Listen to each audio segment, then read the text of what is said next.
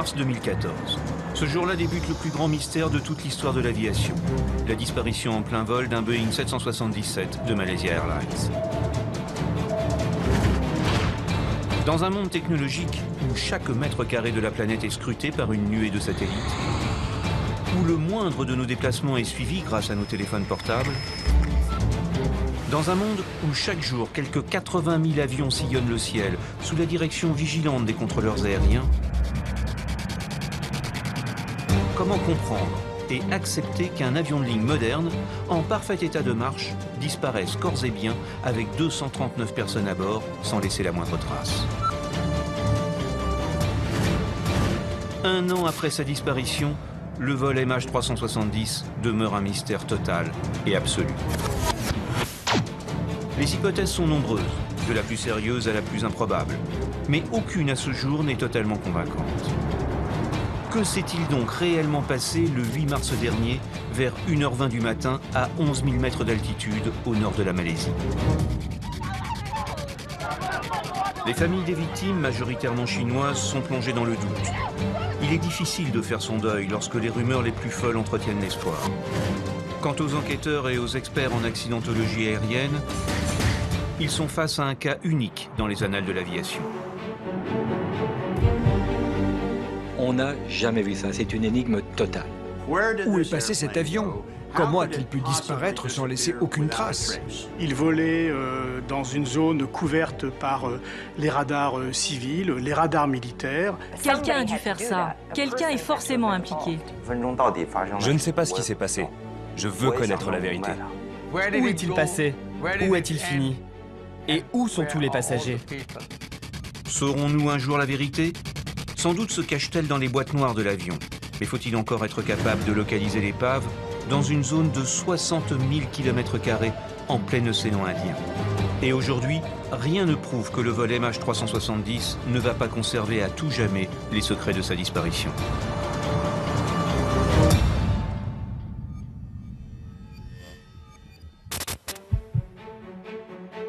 Comme des milliers d'internautes avant nous, nous allons tenter ensemble de comprendre l'incompréhensible. Première étape de notre investigation, cerner les faits réellement établis.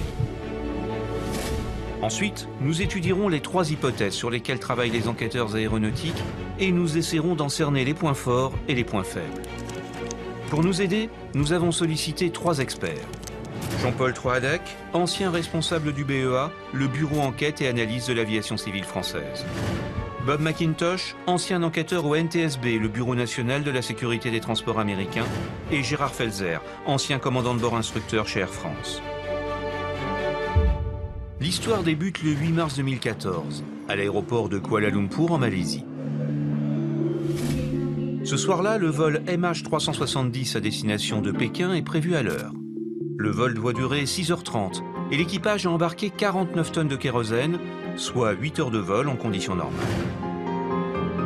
L'avion est un Boeing 777-200, équipé de 2 moteurs Rolls-Royce. À bord, les 12 membres d'équipage ont accueilli 227 passagers de 14 nationalités différentes. 153 Chinois, 38 Malaisiens, 6 Australiens, mais aussi 4 Français, 3 Américains et 2 Canadiens. Le commandant de bord s'appelle Zahari Hamad Shah. À 53 ans, il cumule plus de 18 000 heures de vol et est également instructeur chez Malaysia. Le copilote est plus jeune. Farik Abdulhamid a 27 ans et ne compte que 2700 heures de vol. À 0h41, le Boeing décolle de la piste de Kuala Lumpur. Rapidement après leur décollage, l'équipage quitte la fréquence de la tour de l'aéroport et prend contact avec le centre de contrôle en route de Subang. Les échanges radio entre les contrôleurs sont parfaitement normaux. Seule question, on ignore qui, du commandant ou du copilote, répond depuis l'avion. La voix enregistrée n'a jamais pu être formellement identifiée par les autorités, même si la femme du commandant, elle, a reconnu la voix de son mari.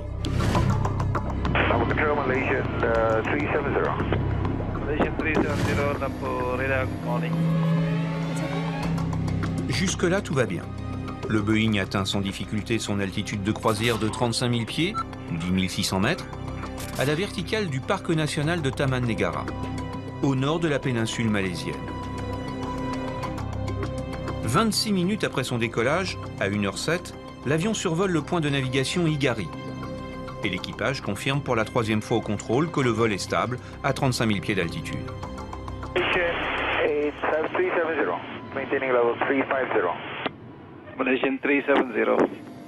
Au même moment, le Boeing 777 envoie un message à CARS. Il s'agit d'un message automatique émis par l'avion à destination de la compagnie aérienne. Le système ACARS est apparu lorsque les compagnies aériennes ont commencé à vouloir suivre leurs avions de plus près. Ils voulaient savoir à quelle heure ils quittaient la porte d'embarquement, à quelle heure ils décollaient, à quelle heure ils atterrissaient et à quelle heure ils arrivaient.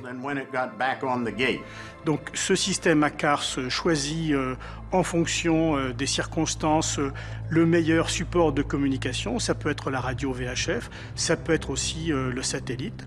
Et il le choisit automatiquement, de la même façon que votre smartphone, lui, va choisir entre le Wi-Fi, la 4G, en fonction de la meilleure portée possible. Les messages ACARS sont émis automatiquement toutes les 30 minutes. Le message de 1h07 sera le dernier reçu du vol 370. Élément intéressant, il indique entre autres la quantité de carburant disponible. À cet instant précis, il reste à bord 43 tonnes 8 de kérosène, soit en conditions normales un peu plus de 7 heures de vol en croisière. Avec une telle autonomie, l'avion peut potentiellement se rendre n'importe où à l'intérieur de ce cercle. 12 minutes plus tard, l'appareil s'apprête à passer sous le contrôle aérien d'Ho Chi Minh Ville au Vietnam. Et selon la procédure habituelle, clôture ses échanges radio avec le contrôleur malaisien de Kuala Lumpur. Malaysian 370, contact Ho Chi Minh 120.9. Good night, Malaysian 370. C'est le dernier message audible du vol 370. L'avion ne prendra jamais contact avec le contrôle vietnamien. Les contrôleurs, ils l'attendaient cet avion, sauf qu'il n'est jamais arrivé. Encore plus étonnant, 2 minutes plus tard, le transpondeur du vol MH370 cesse de fonctionner, rendant l'avion invisible pour les radars civils. Tous les avions sont suivis au sol par des radars civils et militaires. Il y a des radars primaires. Radar primaire, c'est simplement, vous envoyez une onde, elle revient, 300 000 km/s, vous calculez la distance et vous positionnez l'avion en altitude et en cap. Les radars secondaires, ce sont les radars du contrôle aérien civil. Ce sont ceux qui fonctionnent à partir de la détection du transpondeur. Ça veut dire que l'avion, lui, il transmet en même temps que l'onde qui se réfléchit des informations sur l'avion lui-même. L'altitude, le cap, l'immatriculation. Si bien que le contrôleur, sur son scope, il a toutes les informations concernant cet avion et uniquement cet avion. Et si on coupe le transpondeur, le contrôle aérien civil ne peut plus vous voir. Dans un premier temps, les contrôleurs vietnamiens ne s'inquiètent pas. Finalement, 20 minutes plus tard, faute de contact avec le vol 370, ils avertissent enfin leurs collègues malaisiens. Effectivement, ils ont vraiment mis longtemps à réagir. Il finit par téléphoner à son collègue en Malaisie en disant « Écoute, j'ai toujours pas de nouvelles de ton avion, qu'est-ce qui se passe ?» Et à partir de là, panique à bord, on commence à déclencher des procédures d'urgence. Les radars civils et militaires de la région sont interrogés, mais personne ne semble avoir détecté le Boeing malaisien. À 6h30 du matin, il faut se rendre à l'évidence. Le vol MH370 ne s'est pas posé à Pékin. 1 heure plus tard, les autorités malaisiennes annoncent que l'avion est officiellement porté disparu. La Malaysia Airlines confirme que le vol MH370 a perdu tout contact avec le contrôle aérien de Supa à 2h40 du matin. Avec la levée du jour, les recherches débutent en mer de Chine autour de la zone où l'avion s'est évanoui des écrans radars. À Pékin, les familles comprennent peu à peu la gravité de la situation. Les parents de Ying Lei étaient à bord de l'avion. Le 8 mars, j'étais à Paris où j'ai créé une entreprise. Et ce jour-là, comme d'habitude, je travaillais normalement. Sarah Bedjak, elle, attendait son conjoint de retour de voyage. J'ai eu la confirmation que le vol MH370 avait disparu en regardant sur Internet, où j'ai trouvé un article de CNN. C'est mon neveu qui m'a envoyé un texto sur WeChat. Dès qu'il m'a prévenu du drame, j'ai tout de suite acheté un billet d'avion pour rentrer. J'ai finalement eu des nouvelles de Malaysia Airlines cet après-midi-là, vers 14h30. En recoupant avec les autres sources d'informations, j'ai compris que le vol avait réellement disparu. À Kuala Lumpur, Krishnamurti Mutali est journaliste indépendant. Il suit l'affaire dès les premières heures. L'annonce sur la disparition du vol MH370 fut tellement tardive que, rapidement, les rumeurs ont commencé à se répandre. C'est vraiment n'importe quoi.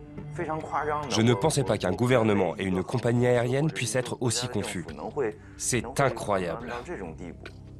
Et la méfiance s'est installée. Nous constatons que durant toute la journée du 8 mars, les premières recherches se concentrent sur la zone en mer de Chine, là où l'écho-radar a disparu.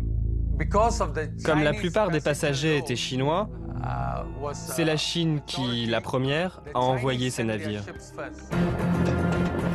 Pour accélérer les recherches, l'Australie, la Nouvelle-Zélande et les États-Unis mobilisent en urgence de gros moyens aériens et maritimes.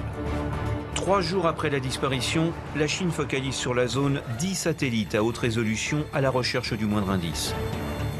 Ces importants moyens permettent de repérer rapidement des débris et des traces de carburant à la surface de la mer. Reste à savoir s'ils proviennent du MH370. Il n'y a pas que les avions qui perdent de l'essence ou du kérosène, il y a les bateaux qui dégazent. Et donc les traces qui ont été évoquées comme pouvant provenir de l'avion n'ont jamais été identifiées comme telles et peuvent parfaitement provenir d'un bateau qui aurait dégazé un peu de fioul. Quant aux débris flottants récupérés par les secours, malheureusement, aucun n'appartenait à l'avion disparu. Le mystère est donc total. Et pour les familles, l'angoisse est terrible. Malgré l'importance des moyens de recherche mis en place, elles ont l'impression d'une confusion absolue de la part des autorités malaisiennes et de la compagnie aérienne. À environ 21h, ils ont annoncé en urgence une conférence de presse pour 22h. Nous explorons tous les aspects de ce qui aurait pu se passer avec cet avion. Donc déjà, une conférence de presse précipitée à 22h, ça met évidemment tout le monde à cran. Parce qu'on peut supposer qu'ils ont des choses à dire. Et une fois que nous aurons tous les rapports, nous en informerons tout le monde. Mais cette conférence, comme les suivantes, sera désespérément vide d'informations. La communication de crise est catastrophique et brutale. Les autorités n'hésitent pas à prévenir les familles de la disparition officielle de l'avion par un simple SMS. Je n'arrivais pas à en croire mes yeux. Premièrement, délivrer ce type d'informations de cette manière, parce qu'ils n'ont donné aucune explication. Ils disaient juste, à peu de choses près, sans l'ombre d'un doute, l'avion est irrémédiablement perdu. Mais le fait de recevoir ça par SMS 3 minutes avant le début de la conférence de presse, donc avec toute l'angoisse qui s'était accumulée, j'ai simplement craqué. J'arrivais à peine à me concentrer sur la conférence de presse, tellement j'étais choquée. Mais, pour vous informer tous, même dans leur relation avec les familles. Par exemple, ils n'ont pas cru bon d'utiliser les services d'un traducteur chinois. Ils leur ont parlé en anglais. Le ton monte rapidement avec les familles, notamment en Chine. Le 25 mars, 200 personnes manifestent à Pékin devant l'ambassade de Malaisie. Elles veulent savoir ce que sont devenus leurs proches. Mais les informations officielles précises sont trop peu nombreuses. Et les autorités malaisiennes contredisent souvent les éléments déjà publiés. Nous ne savons plus qui croire ou quelle info est correcte. À Pékin, plusieurs personnalités, dont de hauts gradés malaisiens, ont été chahutées. Des bouteilles ont même été lancées alors qu'ils se présentaient devant les familles chinoises.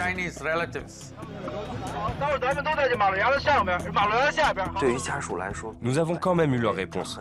Mais toutes les familles ne sont pas satisfaites pour autant, parce que les autorités ne répondent pas directement et ouvertement à nos questions. Et sur certains points, ils ne nous répondent même pas du tout. Les familles en sont persuadées, les autorités ne disent pas toute la vérité. D'autant que des rumeurs commencent à circuler sur une éventuelle détection de l'avion la nuit de la disparition par des radars militaires. L'information sur la détection par les radars militaires malaisiens n'a pas été connue tout de suite. Et c'est dommage, car cette information est riche d'enseignements. On découvre ainsi qu'après sa disparition des écrans radars civils, l'appareil a viré à gauche pour prendre un cap sud-ouest presque opposé à sa route normale. Fait troublant, sur cette nouvelle trajectoire, le vol 370 va survoler la base militaire de Butterworth. Il s'agit d'une base internationale accueillant des forces malaisiennes, australiennes, néo-zélandaises, britanniques et de Singapour. C'est évidemment un lieu hautement stratégique de la défense en Asie du Sud-Est. Je ne sais pas pour vous, mais je ne peux pas croire qu'une base militaire puisse avoir autorisé un 777 non identifié à voler au-dessus d'elle. Et pourtant, ils affirment que c'est le cas. Du coup, on se demande pourquoi ces 5 pays ont été complices, en ignorant un avion inconnu volant en direction de Kuala Lumpur et passant juste au-dessus d'une base militaire. Ça paraît invraisemblable. Alors on dit, on nous cache des choses. Oui, on aimerait simplement entendre les militaires notamment, que ce soit le Pentagone, les Russes, les Chinois, de dire oui, on a des satellites qui observent. Simplement, là aussi, c'est secret militaire. On ne veut pas dire ce qu'on observe ou ce qu'on n'observe pas, ce qui serait une faille dans le système. En tout cas, personne ne s'est manifesté pour dire qu'il avait vu cet avion. Mais si l'avion n'est pas considéré comme une menace, il n'y a pas forcément de raison d'intervenir. De fait, les militaires ne sont pas intervenus, mais ont bel et bien détecté sur leur radar un écho non identifié correspondant au vol MH370. Cette détection permet de reconstituer la suite de la trajectoire. L'avion vire à nouveau cette fois vers la droite pour prendre un cap ouest-nord-ouest et s'engager au-dessus du détroit de Malacca, juste à la frontière entre la Malaisie et la Thaïlande. Le fait de survoler la frontière entre la Malaisie et la Thaïlande, c'est pas n'importe quoi. C'est manifestement une trajectoire qui est faite pour, comment dirais-je, introduire une confusion. Peut-être des Thaïlandais se disant « Ah ben c'est un avion malaisien, tiens, ne regarde pas ». Les Malaisiens se disant peut-être c'est un avion qui survole la Thaïlande. Voilà, donc ça introduit la confusion. Ce problème repose probablement sur l'attitude un peu bornée des militaires. Ils cherchent toujours à dissimuler vis-à-vis des pays voisins la réalité et l'efficacité de leurs propres moyens de détection. Ils ne veulent surtout pas partager ces infos avec leurs voisins. Les radars militaires ont aussi noté une anomalie dans la trajectoire de l'avion. Le vol 370 serait assez brutalement monté à très haute altitude. On a parlé de 45 000 pieds, ce qui est non autorisé et non possible pour l'avion, si ce n'est sur son élan et avec des moteurs plein pot. C'est pas une situation d'avenir parce qu'on est sur une tête d'épingle et que là, il risque le décrochage à tout moment. L'altitude normale de croisière d'un 777 ne dépasse pas 40 000 pieds. Le plafond maximum est de l'ordre de 43 000 pieds. Je pense que nous sommes nombreux à avoir un doute sur cette altitude. Simplement parce qu'un avion de ligne, même s'il est en théorie capable de monter aussi haut, aura beaucoup de mal à l'atteindre, surtout avec un tel poids de carburant et de passagers. Il y a eu des cas comme ça, où des pilotes sont montés en altitude. Pourquoi? Parce qu'ils voulaient passer au-dessus d'un orage, et puis ils arrivent au décrochage, c'est arrivé. Il y en a d'autres qui ont eu le feu à bord et ils pensaient pouvoir l'éteindre avec un manque d'oxygène. À 2h22, le vol MH370 sort définitivement du champ des radars malaisiens. 18 minutes plus tard, pour la 3e fois, il va changer de direction en virant à gauche pour un cap plein sud, dont la particularité de le mener en plein océan Indien, c'est-à-dire nulle part.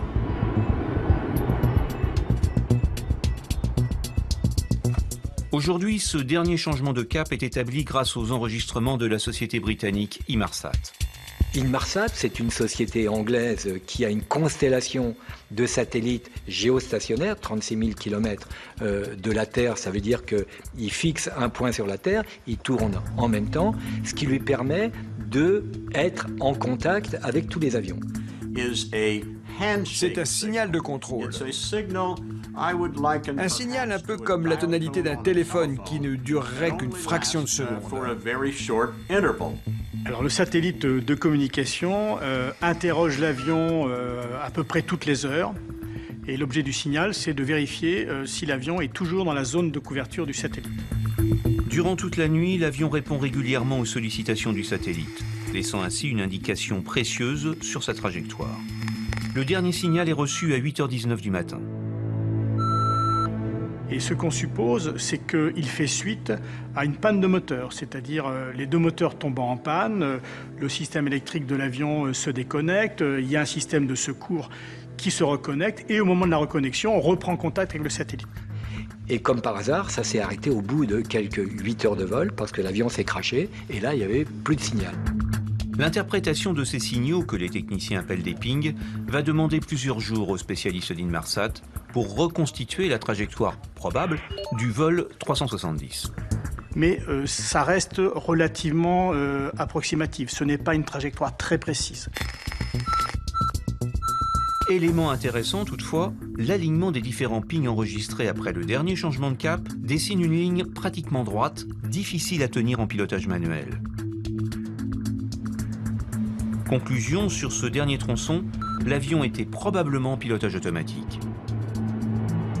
Sous pilote automatique, ça ne veut pas dire forcément qu'il n'y avait pas un pilote à bord, puisque dans une croisière normale, l'avion est sous pilote automatique. À partir de ces signaux ping, les spécialistes de l'aviation civile britannique déterminent une zone de l'océan Indien à 2000 km à l'ouest de l'Australie.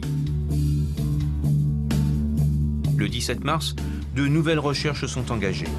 42 navires et 39 avions de 12 pays différents sillonnent une zone de 90 000 km², l'équivalent d'un pays comme la Hongrie. C'est la première fois dans l'histoire que de tels moyens sont engagés pour retrouver un avion. En avril et à la mi-avril, les conditions de mer étaient difficiles et les vents très violents. Les recherches menées par les avions et par les navires n'ont rien détecté. Mais en même temps, on a utilisé également des satellites. Les satellites modernes peuvent détecter depuis l'espace des objets gros comme un ballon de football. On a effectivement détecté un certain nombre d'images de la surface de l'eau, mais quand les navires et les avions sont arrivés à proximité, il n'y avait plus rien. Donc on ne sait pas en fait si on a vu des débris de l'avion ou pas. La zone de recherche s'est déplacée du sud de la mer de Chine à la mer d'Andaman, du détroit de Malacca jusqu'à une zone en plein océan Indien.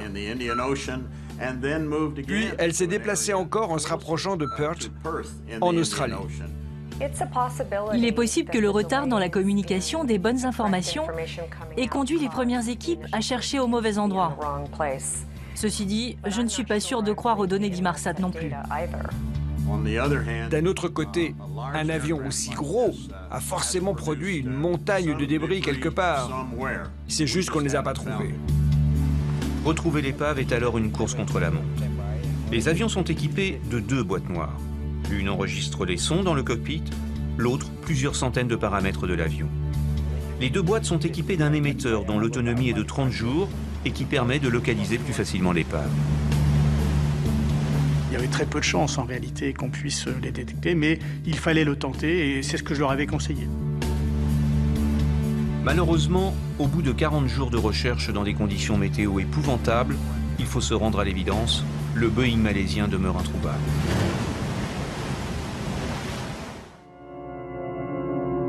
Cet échec renforce le désespoir et la suspicion des familles, d'autant que la communication avec les autorités malaisiennes ou la compagnie aérienne demeure très difficile. Si vous tentez de cacher ou de retarder la révélation d'informations, les gens vont immédiatement se méfier. Rapidement, les gens ont perdu confiance dans la capacité de la Malaysia Airlines à diffuser des informations. Malaysia Airlines appartient au gouvernement malaisien. Ils veulent donc a priori la même chose. Tout comme l'aviation civile, qui gère le contrôle aérien et qui dépend directement du gouvernement. À ma connaissance, ils n'ont à ce jour jamais partagé les informations de base qu'ils détiennent, ce qui me rend très suspicieuse. Pourquoi faire de la rétention d'informations ? Nous sommes très mécontents de Malaysia Airlines et du gouvernement malaisien. Parler en public, ce n'est pas leur fort.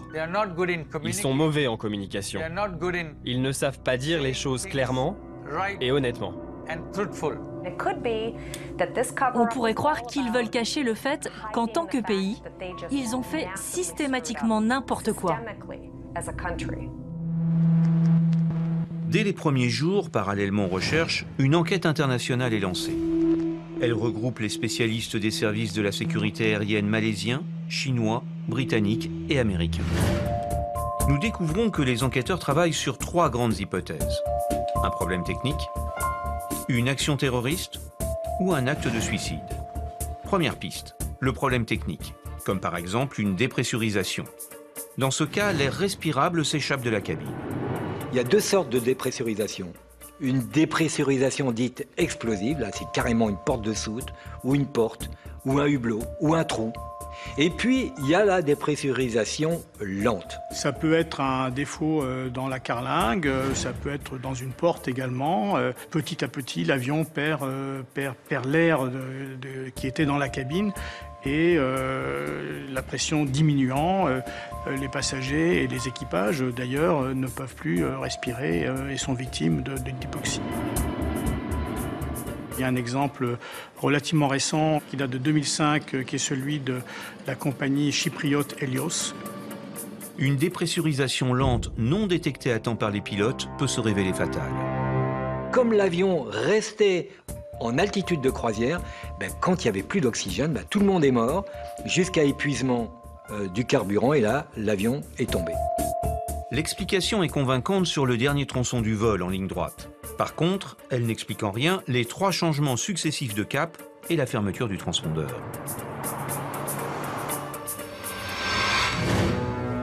Une autre hypothèse évoquée dès la disparition est celle d'un incendie au début du vol. Le feu, c'est vraiment l'urgence de l'urgence. Or, le vol 370 transportait dans ses soutes une cargaison d'appareils électroniques, tels des ordinateurs équipés de batteries au lithium. On a beaucoup parlé des batteries au lithium, car elles sont très difficiles à contrôler.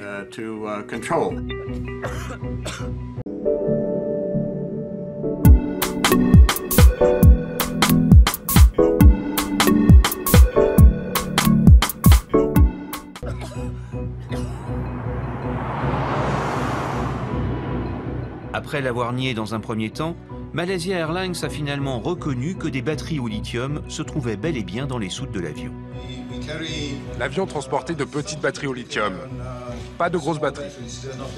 Et tout ça était bien conditionné. De petites batteries certes, mais en grande quantité. La cargaison électronique embarquée à bord du vol pesait 2,8 tonnes. On a vu des exemples où, sur Japan Airlines, des batteries lithium ont pris feu spontanément. On l'a vu sur Egyptair au sol, où il y a un feu de soute qui a provoqué avec l'oxygène, puisque c'était près de la bouteille d'oxygène, sous le cockpit, un véritable chalumeau qui a fait porter la température du cockpit à plus de 800 degrés. Michel Armand est un expert en matière de combustion de piles au lithium. Quand une batterie prend feu, d'abord c'est quelque chose d'extrêmement violent. C'est en quelques secondes que toute la batterie prend feu. Il y a eu des accidents où des gens étaient gravement brûlés par l'explosion de leur téléphone portable. De plus, une batterie dégage des composés relativement toxiques, en particulier du fluorure d'hydrogène, qui est un gaz d'une toxicité presque comparable à celle de l'acide cyanhydrique. Les incidents aériens impliquant des batteries au lithium sont nombreux. Sur les 20 dernières années, on en compte plus de 120. Les normes de sécurité ont d'ailleurs été fortement renforcées et aujourd'hui, les cargaisons sont censées être spécialement conditionnées pour éviter tout risque d'incendie à bord.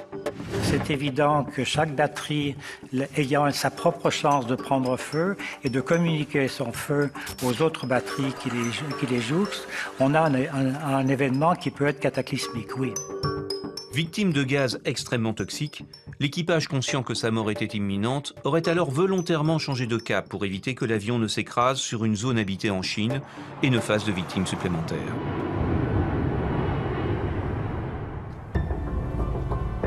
Cette hypothèse d'un incendie est soutenue par 3 témoignages. Tout d'abord, celui d'un technicien sur une plateforme pétrolière en mer de Chine, affirmant avoir vu dans le ciel un avion en feu. Le témoignage de cet ouvrier d'une plateforme pétrolière qui a vu l'avion renforce l'hypothèse d'un incendie à bord de l'appareil. Il a révélé à la presse ce qu'il a vu. Il y a aussi les 2 pêcheurs. Ils ont affirmé avoir vu une boule de feu s'écraser en mer. Le 3e témoignage est celui de Catherine T, qui cette nuit-là naviguait en mer avec son mari entre l'Inde et la Thaïlande. Elle aussi affirme avoir vu un avion en feu dans le ciel. Les témoignages sont troublants, même si leur localisation sur une carte laisse perplexe face à la trajectoire connue du vol 370. C'est une partie peu profonde de l'océan et très fréquentée. Donc si son histoire est vraie, alors on aurait retrouvé des restes de l'avion. Mais il n'y avait rien. Je pense que la théorie de l'incendie n'est pas crédible parce qu'elle est incompatible avec un fait qui est, lui, avéré et que l'avion a continué à voler pendant 6 heures à peu près après sa disparition des écrans radars. Or, dans l'histoire de l'aviation commerciale, aucun avion avec un incendie important à bord n'a réussi à voler plus de 30 minutes.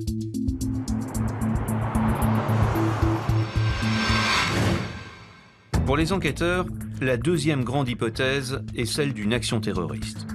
Dans les heures suivant la disparition, la liste des passagers est évidemment passée au crible à la recherche d'un suspect ayant des connaissances en matière de pilotage.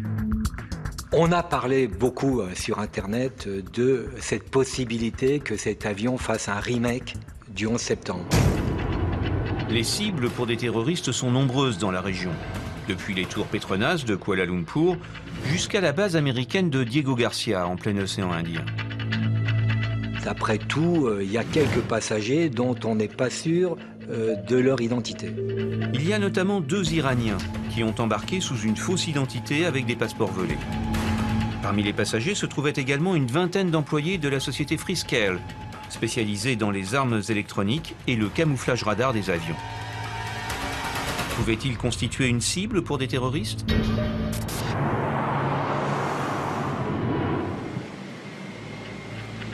Les enquêteurs imaginent qu'un ou plusieurs terroristes aient réussi à prendre le contrôle du poste de pilotage, comme ce fut le cas le 11 septembre 2001 aux États-Unis.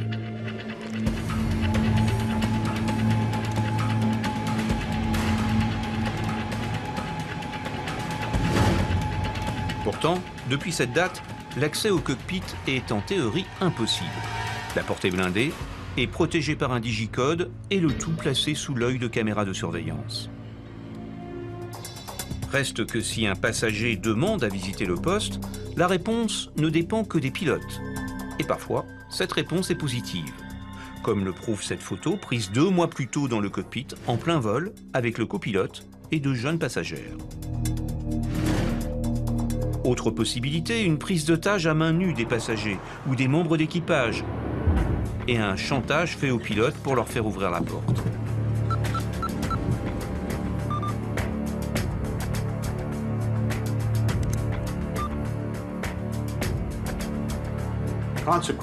En conséquence, il faut se demander ce que nous avons vraiment appris du 11 septembre.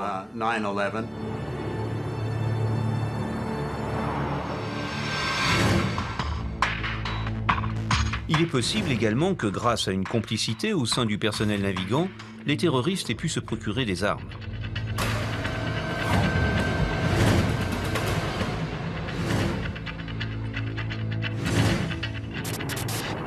Dans ce scénario, comme pour le 11 septembre 2001, les terroristes ont acquis des connaissances de base de pilotage.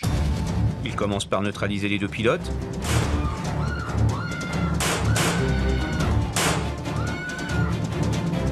et prennent le contrôle de l'avion. Ensuite, pour rendre l'appareil invisible au contrôle aérien, ils coupent le transpondeur, et même le système ACARS, dont l'arrêt est un peu plus compliqué. Alors pour le débrancher, c'est pas un bouton on-off. Il faut rentrer dans l'ordinateur de bord, il y a un clavier, il y a une molette, et on tourne les pages, et à ce moment-là, on déverrouille des pages pour pouvoir le bloquer, notamment à l'émission. Pour des individus déterminés, trouver ce type d'information n'est malheureusement pas très difficile. Pire, en 2 clics sur le web, On peut même trouver le moyen d'accéder à la soute électronique d'un Boeing 777 et de débrancher l'ensemble des systèmes. C'est ici que se situent tous les ordinateurs. C'est l'unité centrale.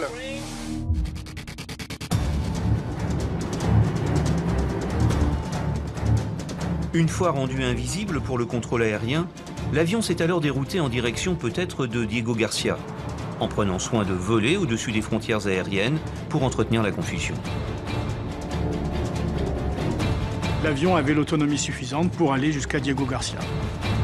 Diego Garcia, une des principales bases américaines dans la région, et surtout une superbe cible potentielle. Il s'agit d'une base militaire avec des pistes, des postes d'écoute et beaucoup d'équipements électroniques, ainsi que du personnel.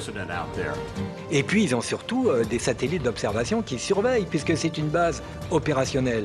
Donc à 1000 km autour de Diego Garcia, forcément ils avaient une information. Un détournement sur Diego Garcia a donc peu de chances de se faire dans la discrétion. Sauf à imaginer, comme certains le croient, une complicité des autorités américaines. Il n'y a que deux entités qui connaissent le sort de l'avion. Boeing, ça c'est sûr, et les services secrets américains. Élément troublant en faveur de cette thèse sur Diego Garcia, plusieurs témoins aux Maldives affirment avoir vu l'avion les survoler le 8 mars au matin. Cet avion, en tous les cas, il aurait été aperçu en basse altitude, puisqu'ils disent qu'ils ont aperçu les hublots, et qu'il se dirigeait vers Diego Garcia, mais il lui restait 1000 km à faire. C'est une possibilité. Et notre détective privé, ainsi que plusieurs journalistes, sont allés interroger ces témoins. Mais leurs histoires ne se recoupent pas totalement. Il y a des divergences. Nous avons tenté de récupérer les enregistrements de cette matinée auprès du contrôle aérien des Maldives, car il y a beaucoup d'îles privées et de gros jets privés y atterrissent. Vous savez, de près, tous les avions paraissent gros. Mais nous n'avons pas pu vérifier ces informations, car les enregistrements ont été mis sous scellé. Alors, les autorités tentent-elles de dissimuler des éléments cruciaux du dossier concernant Diego Garcia? C'est une suspicion qui, pour l'instant, ne repose sur aucune preuve. Et surtout, en totale contradiction avec la trajectoire maintenant connue et qui aboutit bien plus à l'est, en plein océan Indien. Il pourrait arriver à ce moment-là une deuxième hypothèse qui se rajoute à cette première, qui ferait que les passagers se révoltent. Effectivement, il est vrai qu'un tel scénario est envisageable. Comme ce fut le cas sur le vol 93 du 11 septembre 2001, les passagers ont peut-être réussi à maîtriser les terroristes, qui entre-temps avaient tué les deux pilotes. Dans la bagarre, un coup de feu a pu partir, et la balle transperçait le fuselage, entraînant une dépressurisation lente. Sans pilote à bord, avec un oxygène se raréfiant, les passagers étaient alors condamnés à une hypoxie mortelle. Dans ce scénario, l'avion a ensuite poursuivi son vol en pilotage automatique, comme le prouve sa trajectoire rectiligne, jusqu'à l'épuisement de son carburant.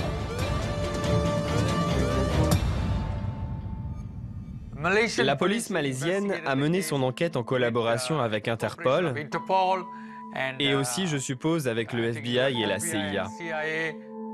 Mais l'hypothèse terroriste bute sur une difficulté. Qui étaient donc les terroristes? Les deux Iraniens étaient en fait de jeunes clandestins se rendant en Europe à la recherche d'un peu plus de liberté. Leurs deux passeports avaient été volés à des touristes en Thaïlande, dont un Italien très surpris de se retrouver sur la liste des victimes. Quant à la piste Friskel, les enquêteurs l'ont depuis rangée dans la catégorie déjà bien remplie des théories conspirationnistes. Si vous êtes un pirate de l'air assez intelligent pour organiser le détournement d'un avion, j'imagine que vous êtes aussi assez intelligent pour en faire quelque chose. Et s'ils avaient en effet l'intention de le faire s'écraser, ils l'auraient fait s'écraser. Mais une fois encore, où sont les débris? Enfin, le dernier argument plaidant contre l'hypothèse terroriste, c'est qu'une telle action, réussie ou non, est généralement revendiquée au nom d'une cause. Ce qui ne fut pas le cas pour le vol MH370.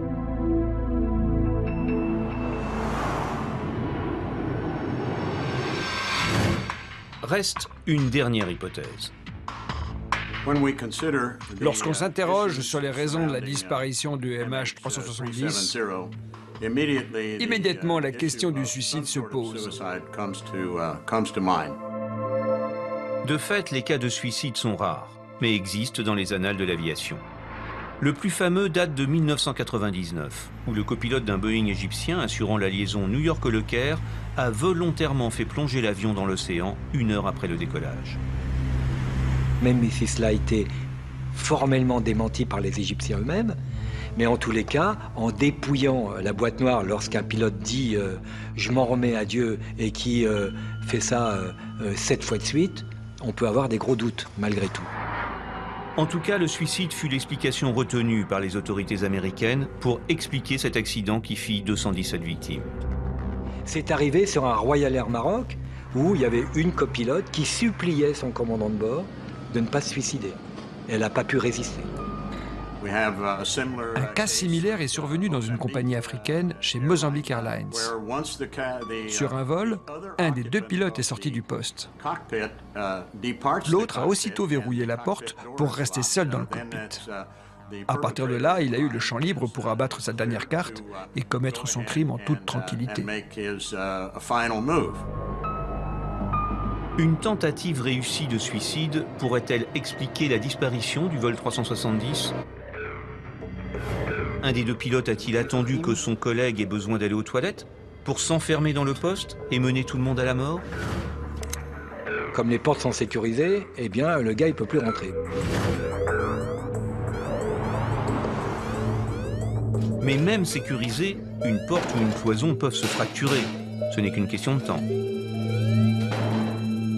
Je n'imagine pas qu'un des 2 pilotes, à l'extérieur du cockpit, se croise les bras en attendant que la porte s'ouvre pendant 6 heures. Ça n'existe pas, ça. L'hypothèse que certains ont faite est que l'avion serait monté très haut, justement pour priver les passagers d'oxygène. Souvenez-vous, dans le détroit de Malacca, les radars militaires ont enregistré une montée à plus de 45 000 pieds, soit plus de 13 700 mètres. S'agissait-il d'accélérer le manque d'oxygène, plongeant les passagers dans l'inconscience puis la mort? Un détail important, la réserve des masques individuels n'est que de 15 minutes. Mais pour être crédible, cette hypothèse repose sur une tendance suicidaire d'un des 2 pilotes. Farid Abdulhamid, le copilote, n'a que 27 ans. Il vole pour Malaysia Airlines depuis 2007, il est bien payé, est sur le point de se marier avec une jeune femme, elle aussi pilote, et en gros, l'avenir lui appartient. Pas le profil type d'un suicidaire. Un jeune homme, promis à un bel avenir, pourquoi ferait-il ça? Nous nous apercevons que les contours du commandant sont un peu plus flous. Nous avons posé la question à certains de ses plus proches amis. Ils ont tous répondu « Hey, ce gars, peu importe ce qu'il a dit ou ce qu'il a fait, c'est un bon pilote. C'est un pilote instructeur en charge du contrôle des autres pilotes. Il n'est pas du genre à perdre son équilibre mental aussi facilement. » Nous ignorons ce qui se passe dans la tête d'un homme, vous savez. Prenez le cas de Robin Williams. C'était un grand comédien, il était drôle. Et qu'est-ce qui lui est arrivé finalement? Il s'est suicidé. L'enquête de certains journaux décrit l'homme hanté par des problèmes sentimentaux. Sa femme l'aurait chassé du foyer et sa maîtresse aurait rompu quelques heures avant le vol. En tout cas, le commandant a reçu, juste avant le départ, l'appel d'une femme, passé à partir d'un téléphone portable souscrit sous un faux nom. Ces éléments n'ont jamais été confirmés par la famille. Les enquêteurs se sont également intéressés à l'éventuel rôle d'une motivation religieuse. Le capitaine Zahari n'était pas un fanatique. C'était un homme bon, juste, qui ne prêtait pas attention aux races. Et sur le plan religieux, c'était un modéré.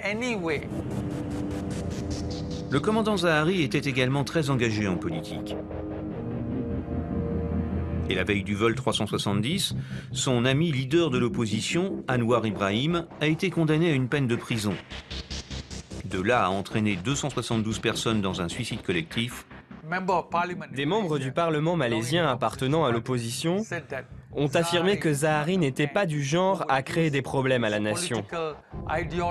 Encore moins à détruire un avion au nom de son idéologie politique. Reste que la propre fille du commandant a témoigné dans la presse que son père était depuis quelque temps devenu distant, sombre et renfermé. Un témoignage qu'elle a ensuite contesté. Le lendemain, la fille du capitaine Zahari a violemment critiqué les médias qui, selon elle, ont totalement déformé ses propos. Elle les a descendus en flèche, disant que c'était injuste et qu'elle était triste.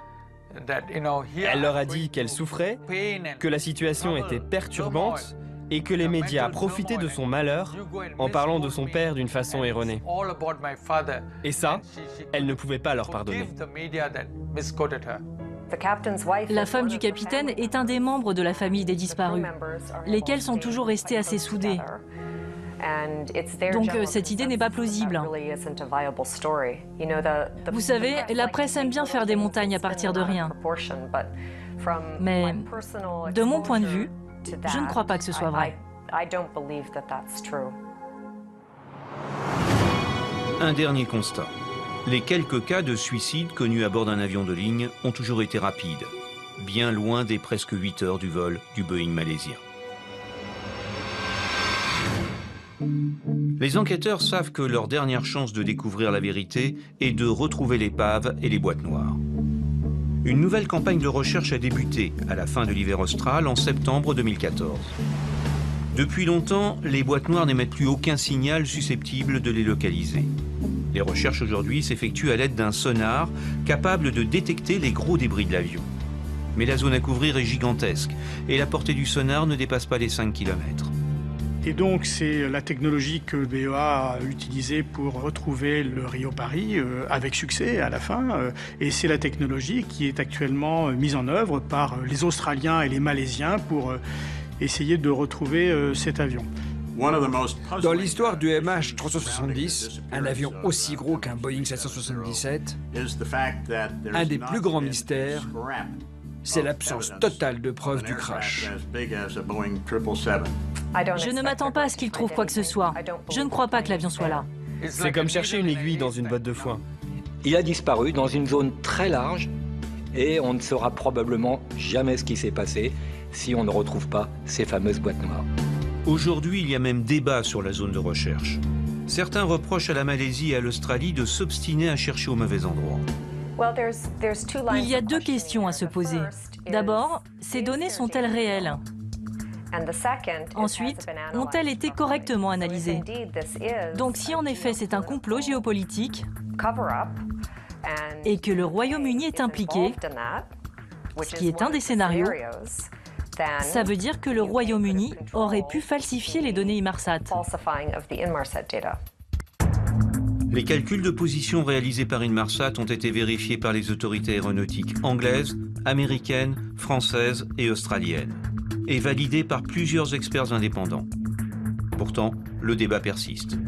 Début 2015, un autre expert indépendant, le mathématicien canadien Brooke McEwen, a publié une étude remettant en cause à la fois les calculs d'Inmarsat, mais aussi les raisons poussant les autorités à mener les recherches dans cette zone spécifique. Il accuse notamment les Australiens d'utiliser ces recherches pour tenter de localiser des richesses naturelles sous-marines. Il y a des preuves évidentes, soit d'incompétence, soit d'obstruction volontaire.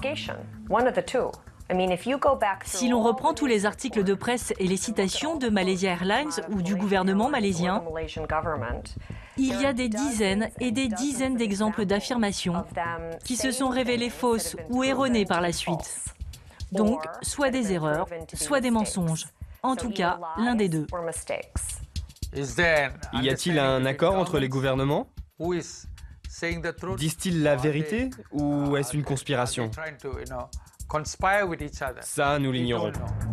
Qu'il aurait été descendu, c'est ce qu'on a dit à un moment, par les Américains, mais il me semble qu'on aurait trouvé quand même des débris. On ne fait pas disparaître un avion comme ça, surtout s'il explose en l'air. Un gouvernement étranger qui aurait voulu provoquer la disparition de cet avion n'aurait pas fait ça, quoi. Je veux dire, c'est beaucoup trop visible. La dernière hypothèse est que l'avion ait été détourné pour en reprendre le contrôle et que l'armée américaine soit impliquée. Je crois que c'est une possibilité, car disons-le, le gouvernement américain a fait des choses bien pires que celle-là. En juin 2014, les familles des victimes ont proposé une récompense de 5 millions de dollars à toute personne susceptible de mettre à jour la vérité sur la disparition du vol MH370. Aujourd'hui, pour tous ceux qui ont perdu un proche, le deuil est difficile, voire impossible, et la douleur reste entière. Les millions de dollars de récompense n'ont suscité aucune révélation, et le mystère demeure total. Même si jusqu'à présent les autorités malaisiennes n'ont pas réussi à expliquer la disparition du vol MH370, nous pouvons tirer malgré tout plusieurs leçons autour de la disparition de cet avion. La disparition du vol MH370 accélère la mise en place de nouveaux systèmes de traçage des avions. Les autorités aéronautiques mondiales poussent les compagnies à équiper leurs appareils de ces nouveaux dispositifs. D'ici quelques années, où qu'ils se trouvent, les avions en vol seront suivis en temps réel et en théorie ne pourront plus jamais disparaître. Avec toute la haute technologie dont nous disposons, je trouve très étrange qu'on ne retrouve pas l'avion. Pourquoi? Qui le cache? Pourquoi cela prend-il tant de temps? Toutes les familles des passagers ont un énorme poids sur le cœur. Je ne veux pas que le monde oublie le MH370. Pas seulement parce qu'il y a 239 personnes disparues et des centaines de parents encore en deuil, mais surtout parce que ce mystère concerne ce que font chaque jour plus de 3 millions de personnes, c'est-à-dire prendre l'avion.